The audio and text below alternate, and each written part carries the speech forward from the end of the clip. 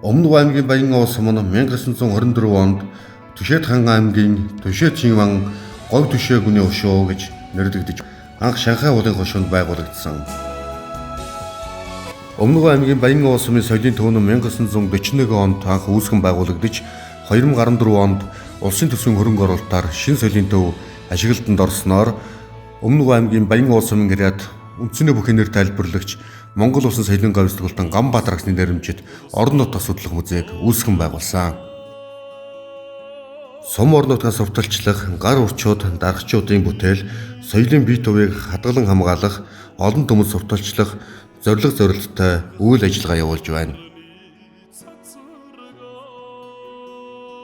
Орон нутгийн сурчлах танхим нь Төг соёлын үйлдвэрлэлд дурсгал 103 дэсийн 171 үзүүртэй, Төг соёлын үйлдвэрлэлд дурсгалт 11 газартай, үүнд таван хархны хадны зүг зураг, таван хархан шоргоолжин булш, идэр дамплын хар, налиг багийн хийдийн тойр, хөшөөтийн бууц, хөшөө зэл чулуу, долоон сүмийн хийдийн тойр, шар дээлийн хийдийн тойр, хармагтайн шивэ, аймгийн тусгай хамгаалтай 3 газар, отсон майнд, сайр хээрийн балгас, гацав шатны зураг гэх мэт 11 төг соёлын дурсгалт газрыг орон нутгийн болон улсын хамгаалтаар хамгаалж байна.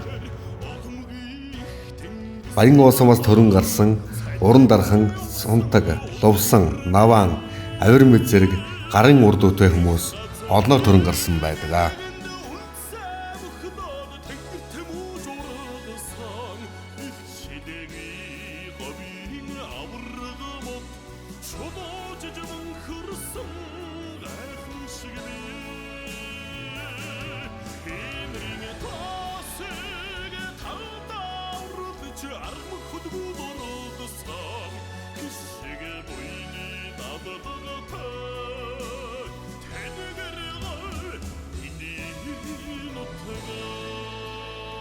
Баянган улс сумын налиг багийн нутаг дэвсгэрээс олдсон 16.4 м уттай авраг том чулуутсан модыг Баянган улс сумын нутаг дэвсгэрт байрлуулан хадгалан хамгаалж байна. Энэхүү модны насжилт нь 2 сая жилийн түүхэн гэрч болж байна.